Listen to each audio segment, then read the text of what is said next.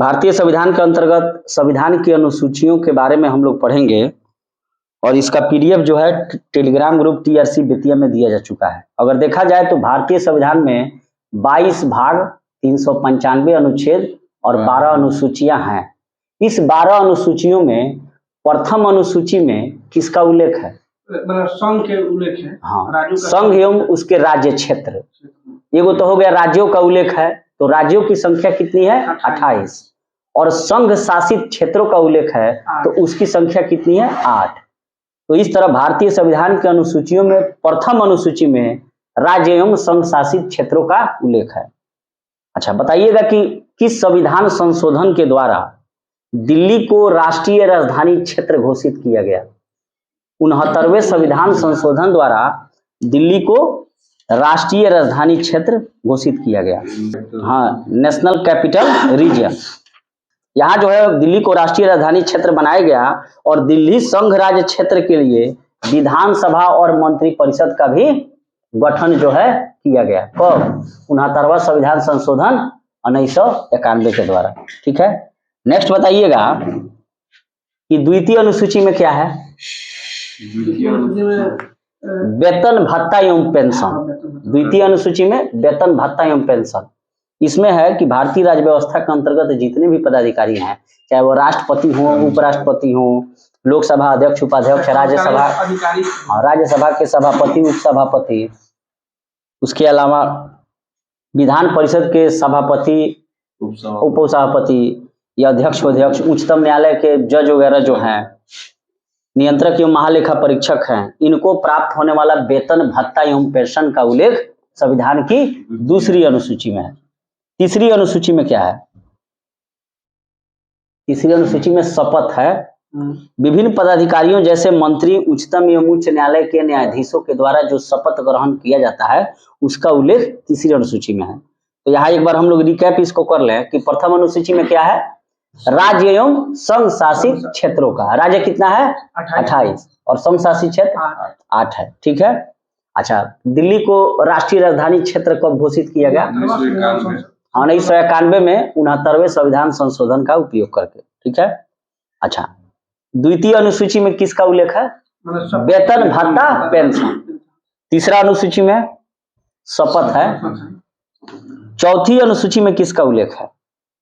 राज्यसभा का प्रतिनिधित्व जो है संघ एवं राज्यों में, संघीय राज्यों में या राज्यों में राज्यसभा का जो प्रतिनिधित्व है कि किस राज्य से कितने राज्यसभा के सीट होंगे, इसका उल्लेख किसमें है? चौथी में है।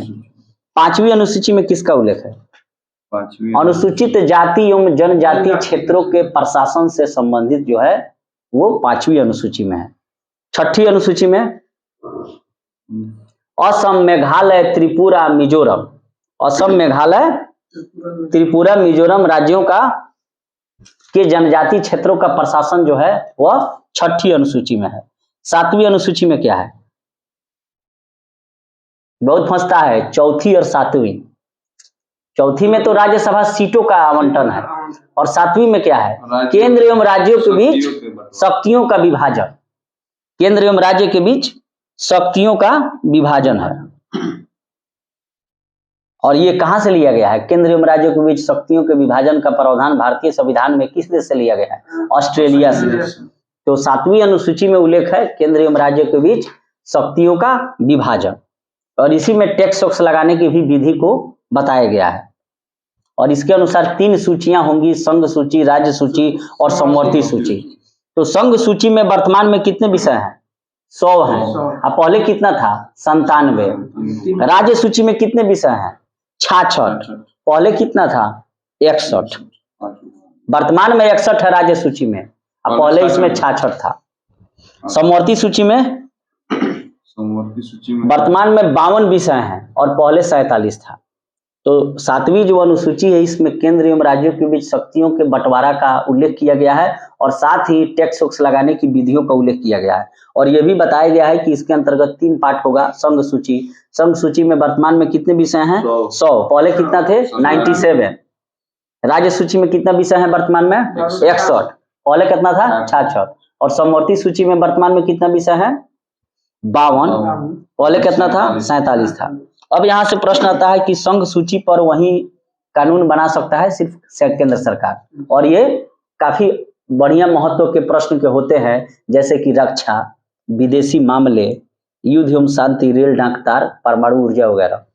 राज्य सूची पर राज्य सरकार कानून बनाती है, लेकिन राष्ट्रीय हित का अगर बात आ जाए तो केंद्र द्वारा बनाया गया कानून ही सर्वोपरि होगा।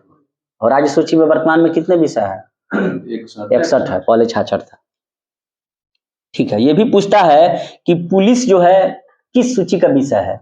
राज्य सूची का है। जेल भी राज्य सूची का विषय है। स्थानीय स्वशासन जैसे पंचायती एवं नगर पालिका वगैरह राज्य सूची का विषय है। ठीक है, अच्छा,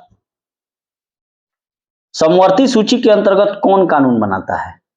बनाते तो दोनों हैं, लेकिन केंद्र बना देगा तो राज्य का मान्य नहीं होगा। और इसमें वर्तमान में कितने विषय हैं? 52, पहले 47 थे। ठीक है, जैसे वन हो गया, वन एवं वन्य जीव, ये सब किसमें है? समवर्ती सूची में।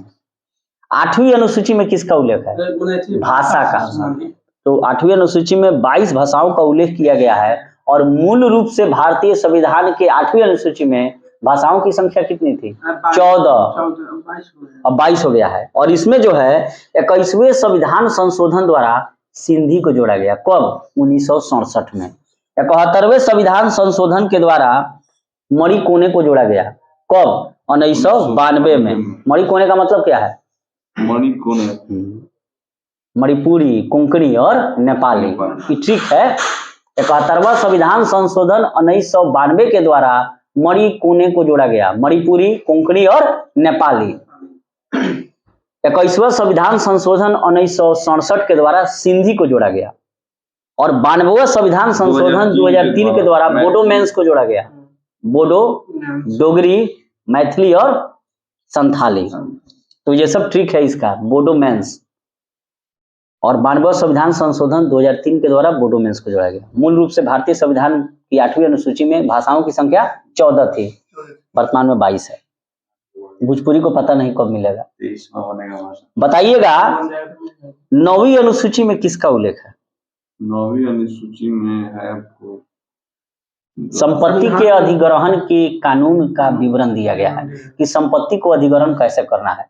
और इसमें वर्तमान में 284 अधिनियम है। पहले जब आम चुनाव हुआ तो उसके बाद पहली जो संशोधन हुआ संविधान में 1951 में, वह 9वीं अनुसूची में हुआ।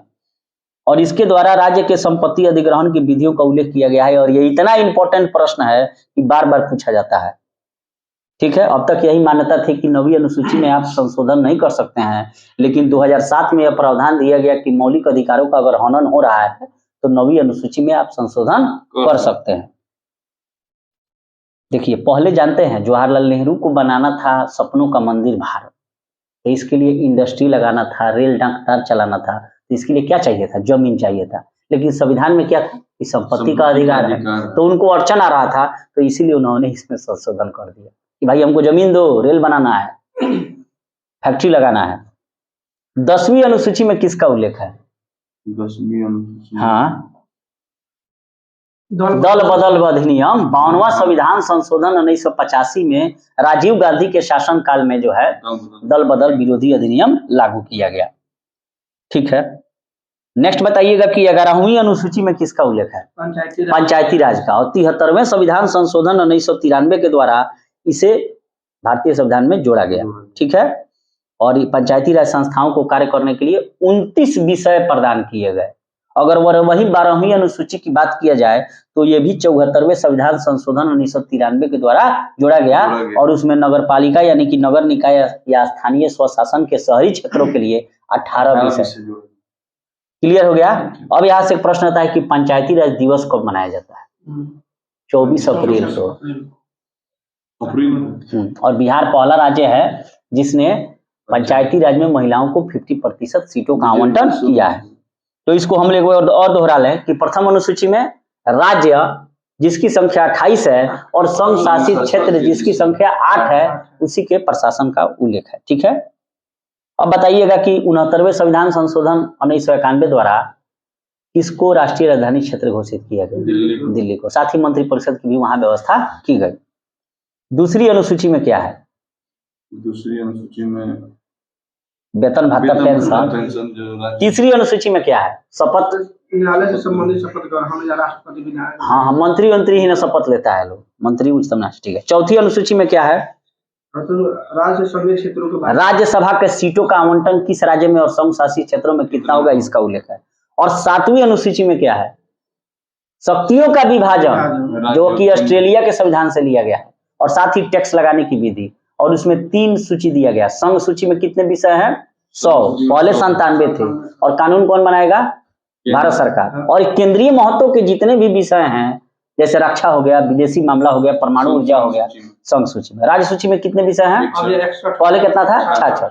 और राज्य स्थानीय महत्व के जो विषय है उसको राज्य सूची में शामिल किया गया है, जैसे पंचायती राज वगैरह, वन एवं वन्य जीव प्राणी नहीं, वन एवं वन्य जीव प्राणी तो समवर्ती में चल गया है। जेल वगैरह, पुलिस, शांति व्यवस्था, कृषि, जन स्वास्थ्य। समवर्ती सूची में कितने विषय हैं? समवर्ती सूची में 52 है, पहले 47 था। और इसमें केंद्र अगर कानून बना देगा तो वो राज्य का मानना पड़ेगा राज्य को। अच्छा, 8वीं अनुसूची में कितने भाषाओं का वर्तमान में उल्लेख है? 22। पहले कितना था? 14 था। ठीक है, बताइएगा लो सिंधी को कब जोड़ा गया? सन पूछे हैं। सिंधी को 1967 में 21वां संविधान संशोधन। मणिपुरी, कोंकणी और नेपाली को कब जोड़ा गया? 1992 में 71वां संविधान संशोधन। ठीक है। और बोडो, डोगरी, मैथिली और संथाली को कब जोड़ा गया? 2003 में 92वां संविधान संशोधन। Very good. बताइएगा कि दल बदल अधिनियम किस अनुसूची में उल्लेख है? 10वां में। और 92वें संविधान संशोधन 52 अमेंडमेंट बिल के द्वारा 1985 में राजीव गांधी के शासनकाल में लाया गया। अच्छा, 73वां संविधान संशोधन कब किया गया? 1993 में। और 11वीं अनुसूची में है। और पंचायती राज को कितने विषय दिए गए हैं? 29। 74वां संविधान संशोधन कब किया गया? नगर निकाय 1993 में किया गया। 18। हाँ, 12वीं अनुसूची और इसमें 18 विषय प्रदान किए गए हैं। पंचायती राज दिवस मनाया जाता है कब? 24 अप्रैल।